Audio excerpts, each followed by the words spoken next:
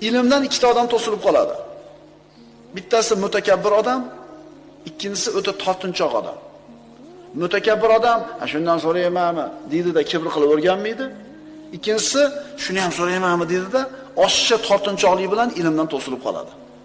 Bilasizlar, hamma yaxshi xulq ikkita yomon xulq o'rtasida turadi. Ya'ni hech narsadan qo'rqmaydi. Hamma yo'qdan qo'rqadi. Mana ikkita narsa. Tomdan tasha desa tashlab yuboradi.